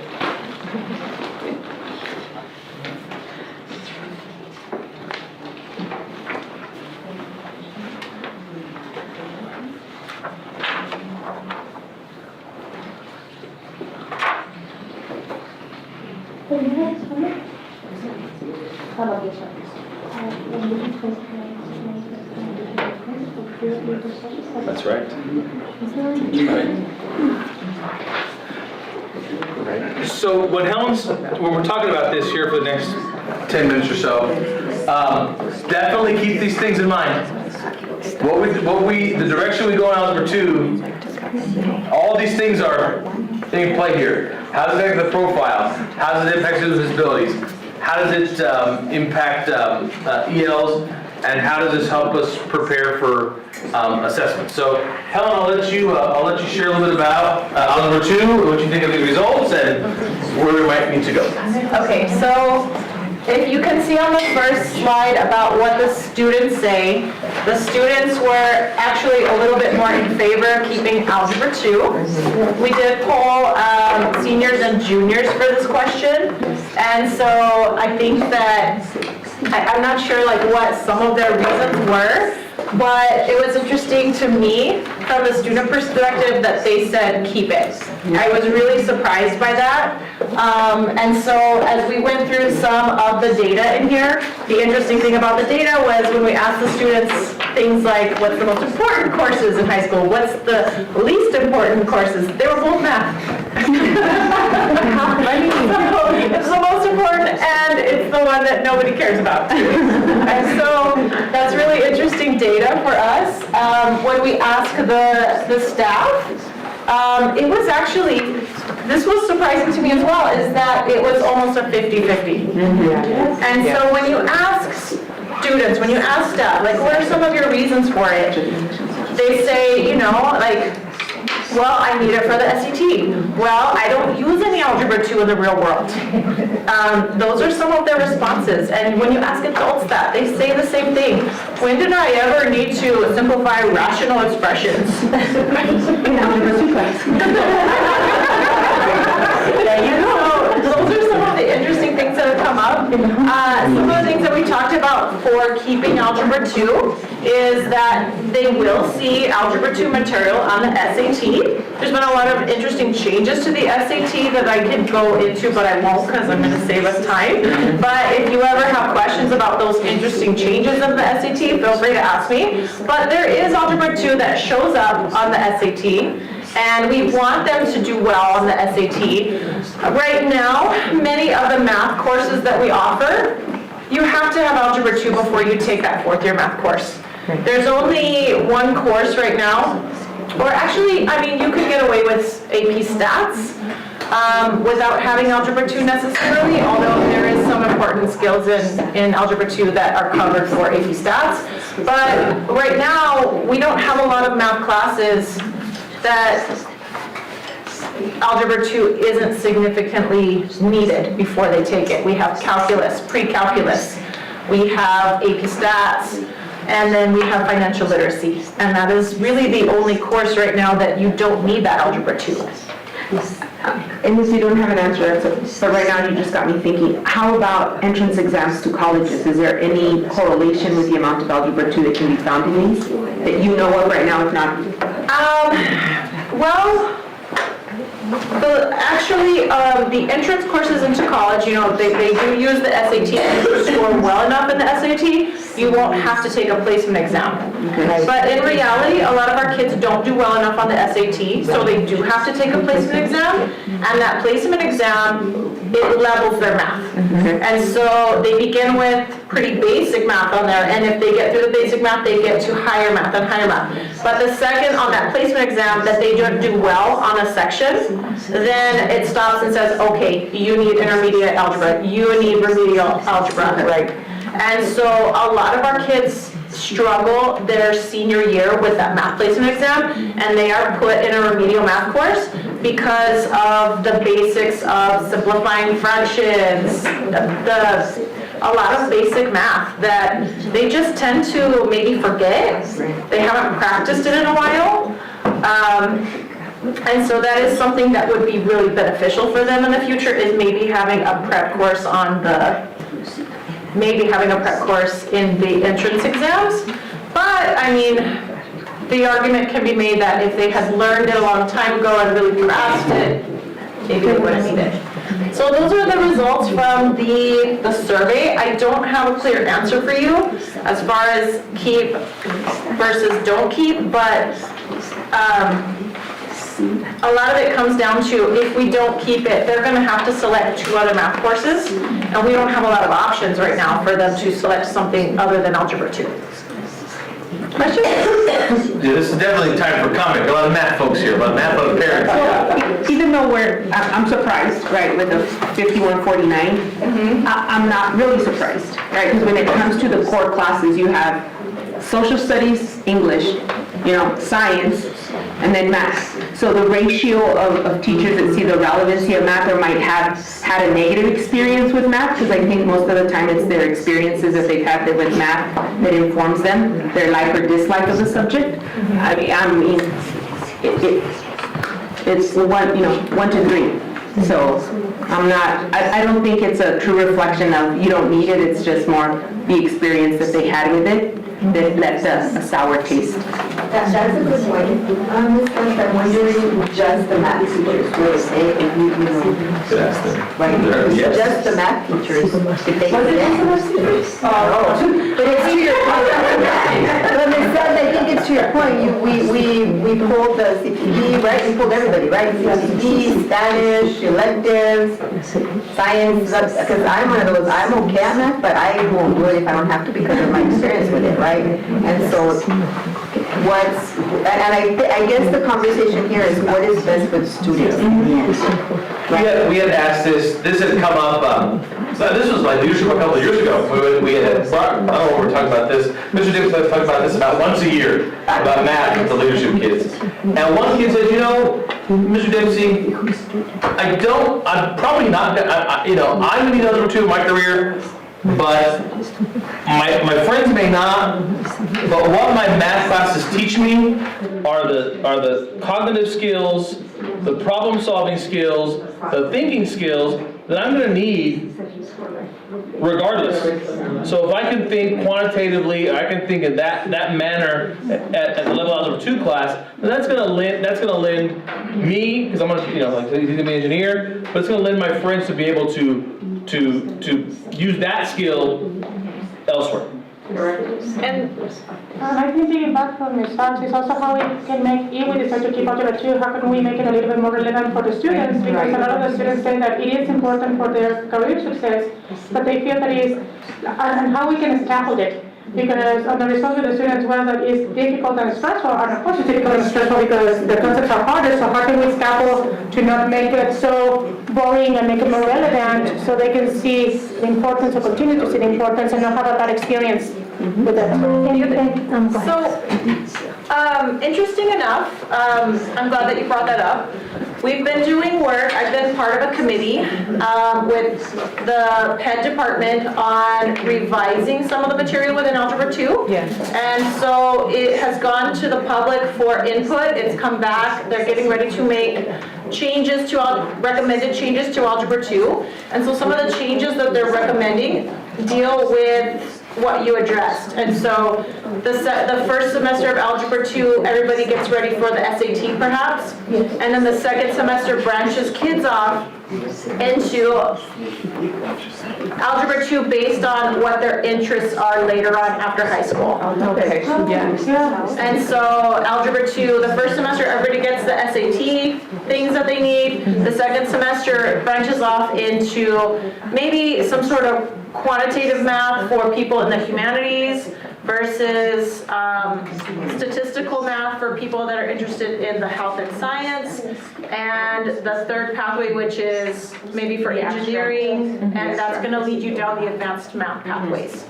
And so that's been work done in the state. I've been a part of that committee for the last 2 years, and we've done a lot of work on that. It's coming down. It's just not ready for formal announcement yet, but it has gone out to the public, and I did get permission from PED to be able to talk to you guys about that today. And I think I like that because, like, just personally, like in my household, I wanted to go to college, but I didn't want anything to do with this. Like, I'm traumatized. And so I went early childhood and educational leadership. How math classes do you take on that? 2. Yes. In all your, like, in the whole career, 2, that's it. And you don't use it. I never use algebra 2, algebra 1. But I can tell you, in my son's perspective, he says, thanks to Santa Teresa High School, this class is so easy at an MSU. So like you prepared him for that class, right? And then my daughter, the other side, she's like, I want nothing to do with this either. But it's just to see the higher education. How many of our students are actually going to higher education? And then I'm thinking on our spec students. I'm seeing more and more and more IEPs as the years pass by. So how are we preparing them? Is this even relevant to them? Mr. Dempsey, did you want to share something, or? No, I saw you with the hand there. Yeah, and I'm back here doing the chat GPT, but I won't share all that. But what I'll say is that I'm always cautious as a I really pushed hard to get Algebra 2, truthfully, into New Mexico classes. So I'm biased, I'm going to tell you up front, because I was part of those committees to get it to be a graduation requirement. I think there's an equity conversation to be had here, and here's why. You got to remember, my experience is I started as an engineering student, and I didn't get to work with people. And if you're a student, you don't have Algebra 2 when you graduate high school, you're going to go to college and you're light years behind everybody else. Light years. So if at that time, you graduate high school and say, I want to go to engineering, and you haven't seen upper level math, Houston, we have a problem. Many students will run away now because they're going to feel so far behind. So I caution everybody with that thought. And that's mine. The other thing too, right, thinking about our society, right, not just our culture, but our society. Like, I don't know how many times as a math teacher people are like, oh my gosh, I'm terrible at math, I don't want anything to do with it. And I'm thinking to myself, okay, but you would never say that about yourself, about reading. You would never say that. You would never go up to someone and say, oh my gosh, I don't like to read. Like, then you come off as being, it's a different perspective, but it is, society has accepted that it is okay to be terrible at math and that be known. Right? Right. It scares me. I'm like, hold on. Many people say I'm not a math person, but nobody says I'm not a reading person. Right. It's a little bit, yeah. Research has also showed that, with math, it's easy, but it's because we don't understand it. And once you understand it, it's easy. And so I think it's important to put math out there. Why is it necessary and how you can use it. The relevance. Yeah. So maybe it's in the delivery. So it's interesting, I have a lot to say, but all of you have touched a lot on the notes that I've been making. And so I'm requesting, Mr. Dempsey, I'd like to see the data as far as math, what it looks like, and SAT or common formative assessments. I've also been asking, and I'm not sure if we've been able to get that information, even working with the ACC and MSU, can we get data to show how many of our kids are having to take those remedial courses? And I've said this before, and I'm sorry but I have my own child who was top 10, and I said, very nice, I'm proud of her, but had to take an MSU remedial courses. That is not acceptable for my daughter or any of our graduates from Gadsden County School District. I'm also advocating because I've got another child who is very natural at mathematics, didn't have to take remedial courses, but you know what? Because of that culture, it's a nation thing. I don't do math, we've got to change it. And so I asked the Academic Services Department, what are we doing to change that culture in our students? Also, accountability for our teachers, because many of our students, I think, learn steps, but they don't have true mathematical understanding. So what are we doing to hold our teachers accountable? Our layer 1 instruction, we have to change, like, I already taught it to you, so why don't you get it? Like, if you're saying that, then you need to reflect it. Maybe you're not supposed to be in education. Whether you're a math teacher, science teacher, you're there for our kids. So you've got to also own the data, point the finger at yourself. What can I do with my own instruction as a math teacher? to change it because it's bad. Like, so I want to see data. Okay. What else? I think it's important also in our math classes starting from pre-kinder all the way to 12th grade is working with our teachers' academic services to help them because yes, many teachers will even say, I hate math, I suck at math, I don't like this, and many tend to stay in the pre-K, kinder, first grade because they don't want to teach the upper grades. So what are we doing also in our professional development to address that with our teachers? Because you are teaching our future, you must know your math. And then as far as for disabilities, because I'm looking at this, impact students with disabilities, our kids with IEPs deserve to be mathematicians too. It's not that they can't, it's like teachers, you've got to adjust, you've got to make accommodations. There's IEPs for a purpose, you've got to meet their needs, so there's no excuse. So I want data on a student in special education. I do want to say something, and I'm going to kind of go against what you're saying with the teacher side, because I think as all of us taking math, because I'm one of those, and it's not so much the teachers are not doing it. I think that students, even I've seen students who, just like your daughter, right, who graduated top, and I think that maybe some students who are at the top and still struggle is that they try their very best and pass and get that, but if they have the fear of math, which is something that is going to be so natural for anybody, because some people are good at math, some people are good at reading, some people are good at science, and I just think that it's just changing why it's important. And then, not just, I'm going to take this class to get this many credits, I'm going to take this class because it's going to help me way in the future, and I don't think that we relate to that. And so, I want to defend the teachers, but I think that they do try their best, but it's how everybody's going to perceive what they're good at. And they focus at what they're good at and they don't focus on what they're not good at. And let me share what I think I've seen, the results, what I've heard today, what I've had. Obviously, we've been looking at this academic services. Here's the direction I would like us to kind of go down. I'd like us to continue to go down the road of okay, the format, remember format, 2 in a pathway are required, basically algebra 1 and geometry, then they have choice in number 2. I'm really going to ask that we really do look at this work that's been going on at the state level about this algebra 2 by pathway thing, because I do think for whatever you choose to do in the future, you may not know that when you're 15. Right. You've got to have those skills in your back pocket. And if we can, we can get all the kids that are good at math, and we get them in the algebra 2 pathway that's more of the engineering and stats, and then you get all the Nick Wolgamans and Mike Mossholders who are no good at math, but you get us in that algebra 2, what's not humanities, I can call it humanities. What's the?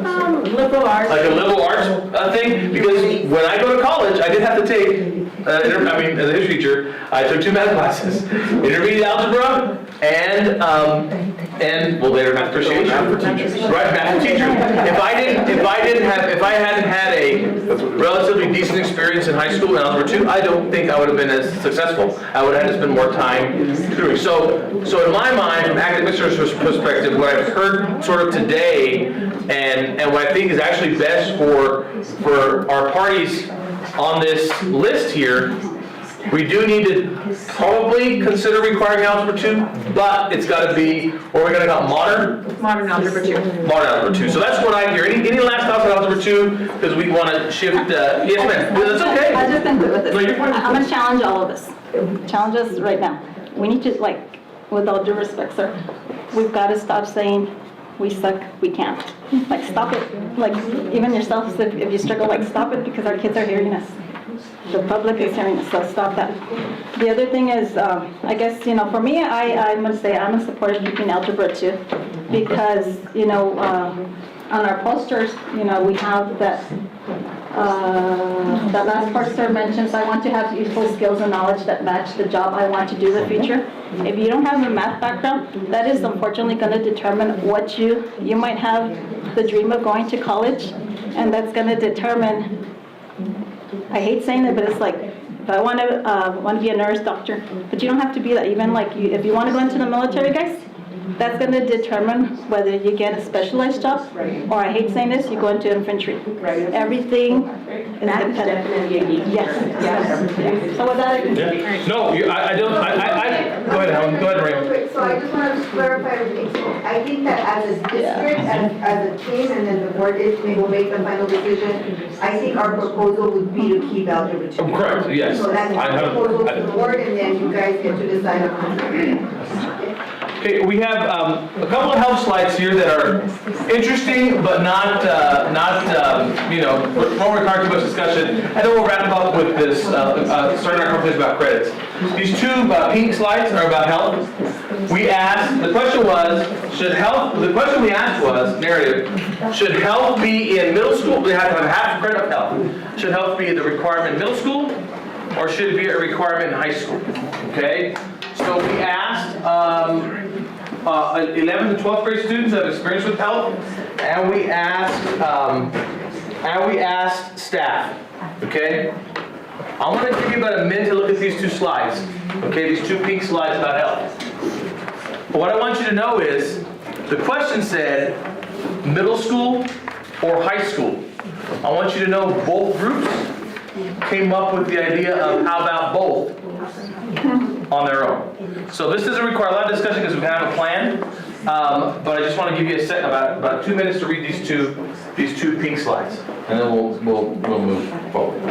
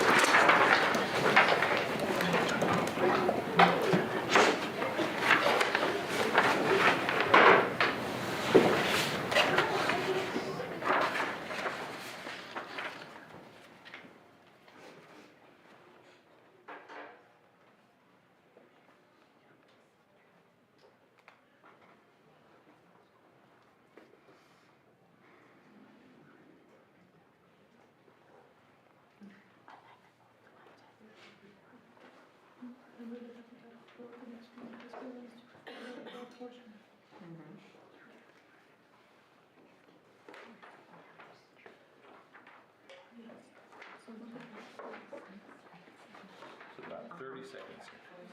Yep.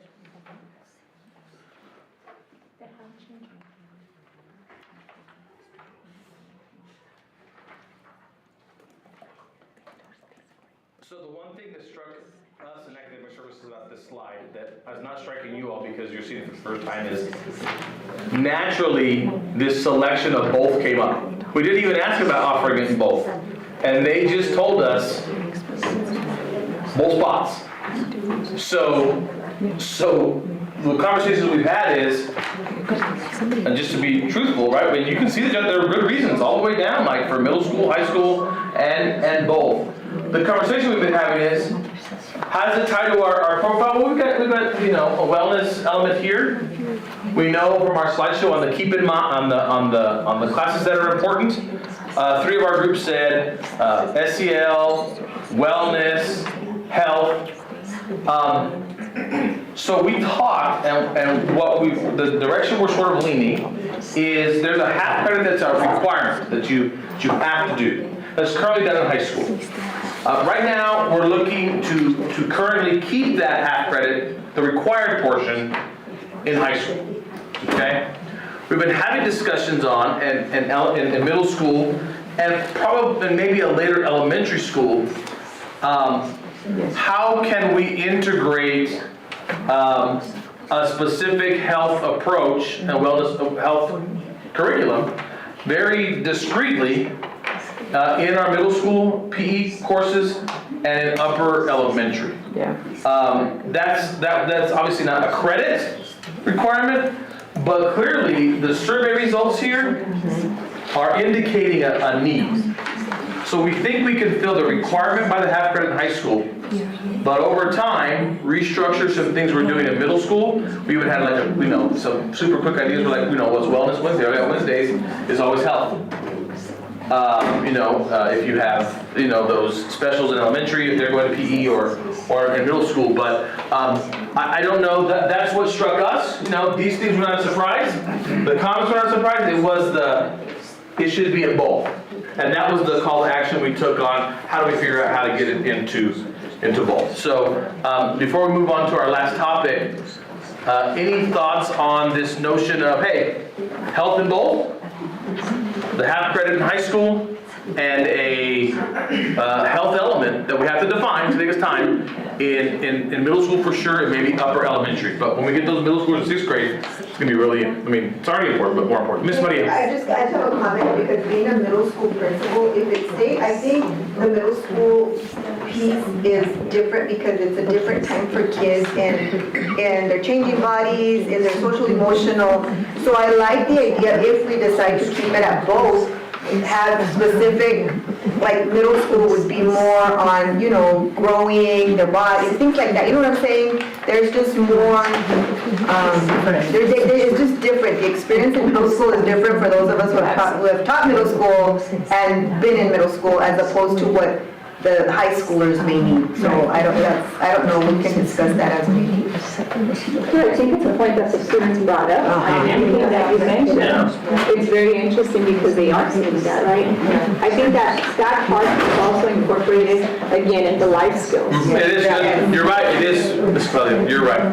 I think when it comes to health, we need to really educate our parents because, I don't know my colleagues here, but every year at the beginning of middle school, I get the call, can I opt out my kid?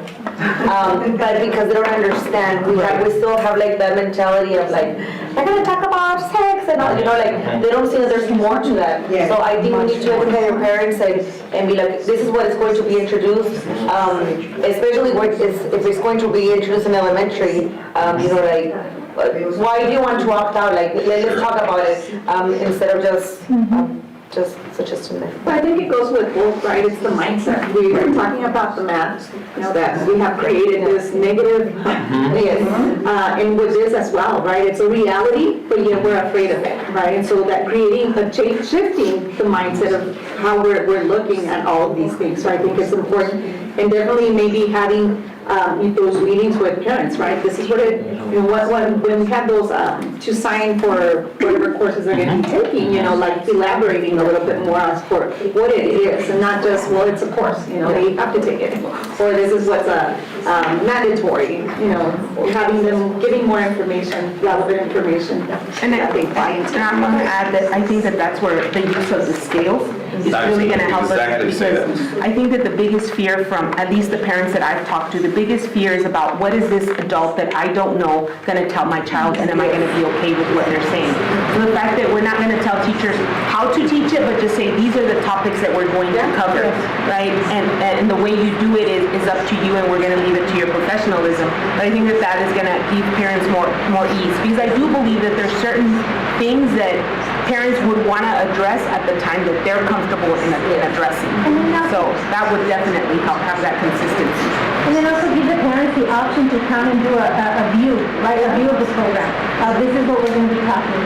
So they know that it's not going to be, it's going to be objective and not subjective to one person who's teaching it. Just like everything.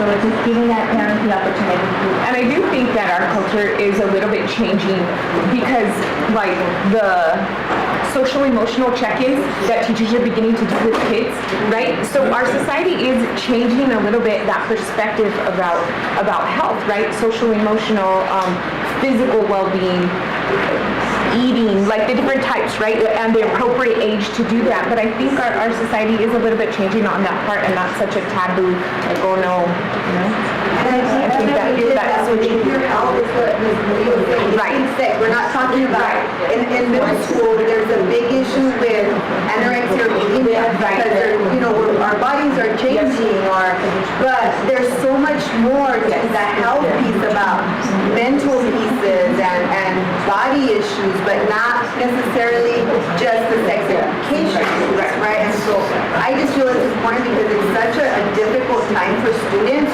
because they go from being this big to this big, and it just, it's very, and so we can be very intentional when we decide, if we decide this is the piece. I honestly feel, Nick, and it's interesting that they brought it up, if the students are asking for it, they feel a need for that sense of, like, support, I guess, because, myself being a middle school principal, the kids will come, especially the girls will come to you with questions because, again, sometimes our homes are not, not everybody has the traditional family, and so it's hard for grandmas to talk about this and things like that, so, Yes, ma'am. So with this, like, holistic, is nutrition part of it? You know what? There is a healthy eating scale in health. How much to what extent? I don't have that information right now. But I do know it's in there, especially related to things that can become diseases. Healthy eating related to future health and disease. The reason I bring it up is that one of my college there's nutrition. So now that I'm 48 years old, I'm like, wow, when you're younger, comes todo lo que quieres. You're getting older, and you go get those blood work checks and stuff like that. Or you're in, like, I'm in the fall, and my parents and my suegra are in the winter. You start seeing the impacts of their lifestyles, and so to me, I think it's very important. Goodness gracious, like, they're our future, and moving back, I would have probably chosen to eat very differently because I love to eat. But yeah, it's like I had the opportunity to be at where were we just at North Valley and one of the portables of the community centers for Equity Council. And so I did mention cooking. So like in these classes that we're going to be offered for cooking, the importance is once in a while, like because it's Mexican, Hispanics.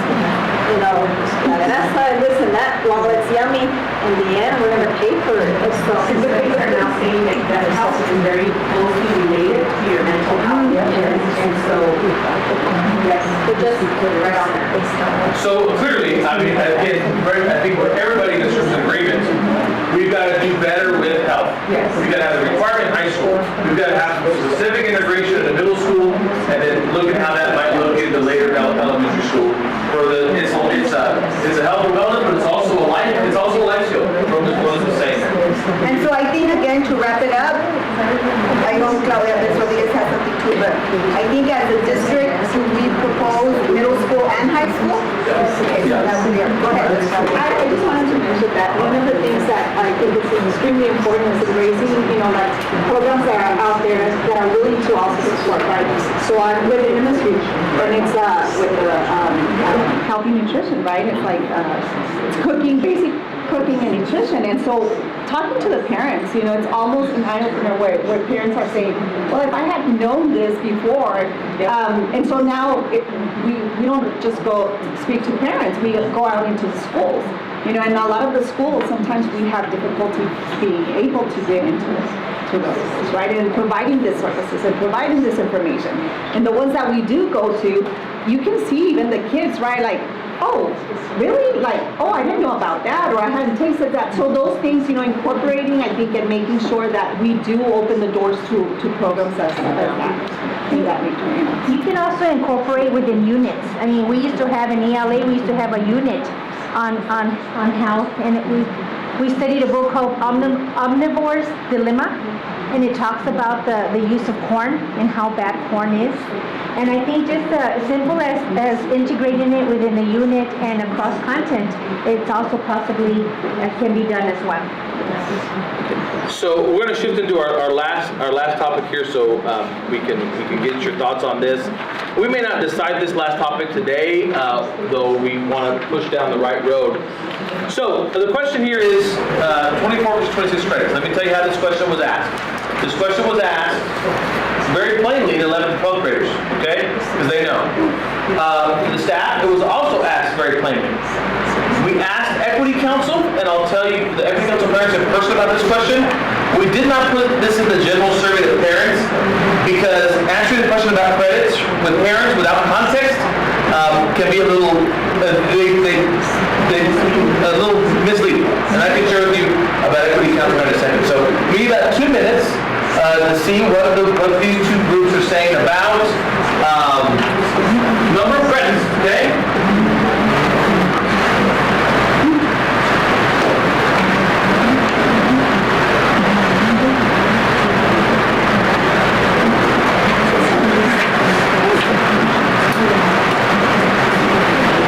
We want to keep our hot pink paper in mind with this one too.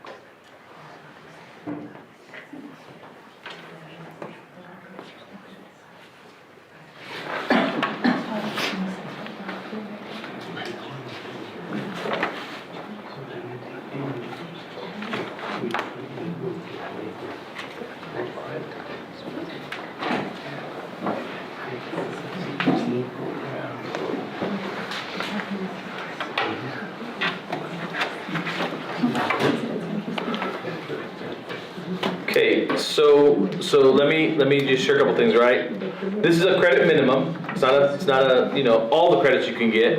And Ms. Flores can correct me if I'm wrong. We did ask this. We did have a discussion about this in Equity Council, and the initial question we said 24 versus 26, and a little misunderstanding from some of the parents was they thought 24 was the maximum a student could get, or 26 was the maximum they could get. Once we clarified. Oh, no. You can get as many as you like, right? You can get up to, if you do 7 years, 7 credits a year times 4, 7 credits a year times 4 years, you can get up to 28 if you pass all your classes, and even more if you take some in middle school. Oh, that's fine. They were like, okay, then let's, they kind of shifted towards that 24 range in that discussion that we were having. So that's why we didn't ask the parents in the survey, because we didn't want to get them confused, because sometimes when they see the number, they think that's the maximum they can get. So, when we're deciding 24, 26 credits or the path you'd like us to look into, remember, how does it connect to our profile needs, what's being said here, how does it impact EL students, how does it impact student disabilities, and how does it help prepare kids for assessment. So this one, I'm just gonna, we got our principals here. We might want to start with their thoughts on what they sort of think regarding this, and then we'll go forward from there. So if anybody wants to launch into just kind of put what you think on either side or both sides or no sides. I'm a firm believer that quantity doesn't equal quality. Right. Quality is quality. But I'm also a firm believer that I shouldn't close doors of opportunities, because we never know when a kid is gonna benefit from that opportunity. So if we could figure out a plan that benefits both and satisfies those, I'm happy to support. Right? Where kids get an opportunity of different choices and not force them to take more just for the sake of taking more. I agree, as well as, thinking about our minority groups, right? Students with disabilities, students, thinking about their needs and how they move through high school. It's could be tough with that 26 credits. Right? And I'm thinking about that opportunity of recovery for some of the students when they transition from the middle school to the high school. 9th grade is a very tough year for the students, and they don't have the maturity, and sometimes they struggle and make mistakes. Currently with 26 credits, sometimes we have to defer them to justify for recovery, and I would like to continue working with them, because that 9 years, that 9 credits is so important for them. I mean, by the time that they mature, because they mature every year, if they didn't have a good experience with the 9th grade, it's very hard to recover. So I agree that quantity doesn't equal to quality. So I think we can provide a very high quality instruction with the 24 credits and provide the students the opportunity to continue to stay with us and for us to help them recover if they have had some missteps through the 9th grade and the 10th grade, because that transition is rough on them. Yes. I know that we're not voting and I don't have a vote, but I vote for 24 credits because we still have the 28 that you can work with. And that teaches the student flexibility. And what is their goal? What do they want to do? What do they want to do within by 24 credits? I mean, I graduated with 24 credits and I, coming in as a freshman, you struggle and you say, okay, how do you get out of that? And you make it through. So, my vote would be 24 for that reason. And I'll share something real quick to what Ms. Legarreta is saying. 24. Right. We have so many seniors that are part of the workforce already that we have to modify the days because they want to work or they want to attend college classes, and the 24 opportunity, it allows for those 9th graders to recover, but also for our seniors to have more options to do rather than to being stuck in because you have to do the 26 credits. They can go to work, they can. A very simple thing that I always remind people of in this role and in my previous roles is that the freshman year, if you want a kid to graduate, freshman year is the most important year. Yes. Okay, it's not the junior, senior, sophomore year. If a kid has a successful freshman year, their chances of graduating on time are great. Okay? For a myriad of factors, academic factors, we have kids that have tragedies in their family. We could list all the adverse things that happen. If you have a freshman that comes in, okay, they're taking 7 classes at all our comprehensive high schools. Okay? If they fail 2, they cannot fail another class the entire time they're in high school and graduate on time. If for some reason, for whatever, one reason or multiple reasons, they fail 3 classes their freshman year, that's it. They're already not going to graduate on time. They're already going to have to come to summer school, or they're already going to have to go to Desert Pride. Considering an option that could be 24, I think it does a lot of what we're saying here, but it really, what did the young lady say in the Desert Pride? It's not how you start, it's not how you end. Right, and so if we can give them more hope on a bad start, right? The more they'll stick with it. But again, to Emma's point, whatever we decide here, we want to make sure we have opportunities for all the kids. And give them the flexibility to be as much as they can. So, I don't know. Anything else? We just have to think about the student, their mental. The young lady that was there, not just because of credit recovery, it's because of her health issues as well that she was there. And that's what Desert Pride offers. It offers the kids our check-ins with our mental health therapists and everything, but it offers all that. And of course, work, because we do an AM and PM schedule.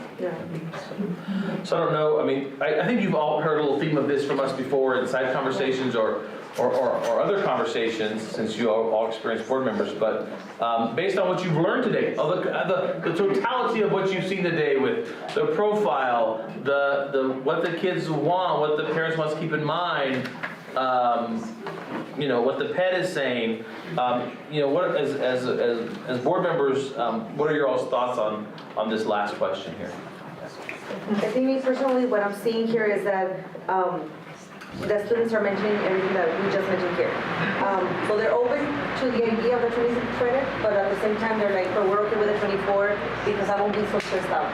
So I agree. I think that 24 is good, and it gives them opportunity to be in other things.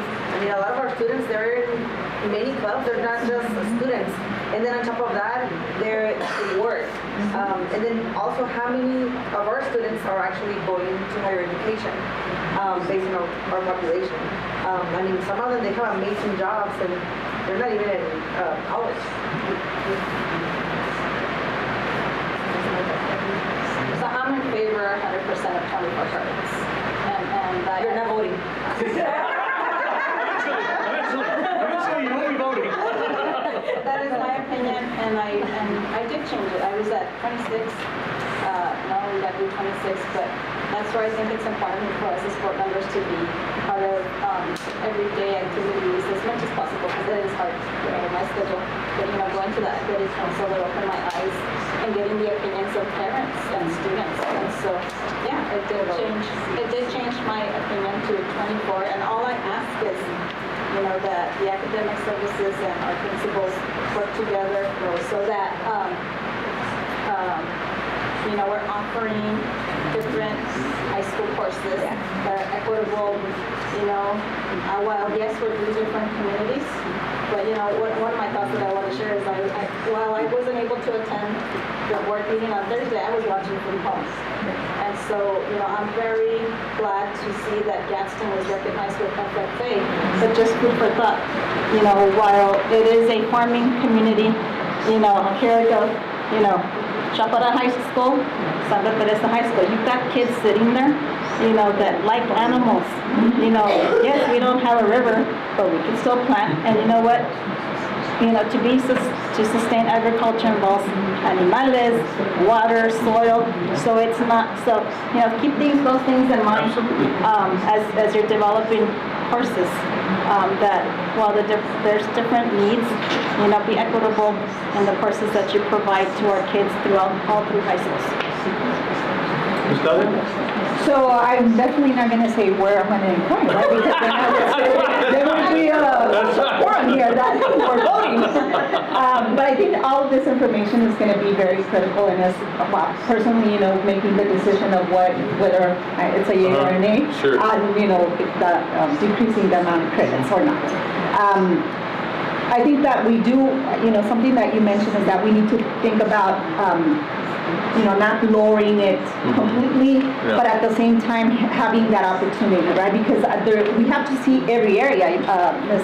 Rodriguez mentioned the disabilities, but then, I always look at the other end of the spectrum, the kids that are gifted, so it's things that we need to balance out. But again, all of this information is going to be critical in making the decision as for what, and I think you did a great job. The fact that the voice of the parents, the students, the leadership, it's not just one group that was everyone was given the opportunity to give input. So yes, thank you for that. No problem. And here's what I want to share. I think the picture of what our community is telling us is pretty clear today, right? It's pretty clear on what these posters say, what the results say.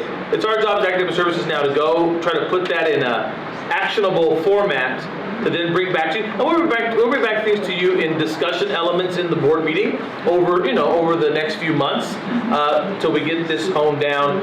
I just want to share with the credit. Yes, before you finish, I just want to say that if we've heard them, right? We've heard the community, and if we act on what they said, I can just think of the amount of trust that they're going to put in our community, and I think it's going to even be a stronger working relationship as we move forward. Right? So I think that we can really capitalize on this, because I think that's one of, if I heard correctly in the past, that's one of their biggest beefs. Like, well, nobody hears me, or nothing really changes.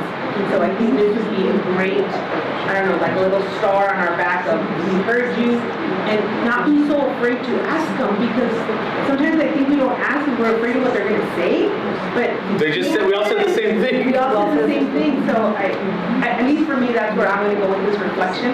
For me, as a servant leader that I am to my community, I'm gonna ask them more, because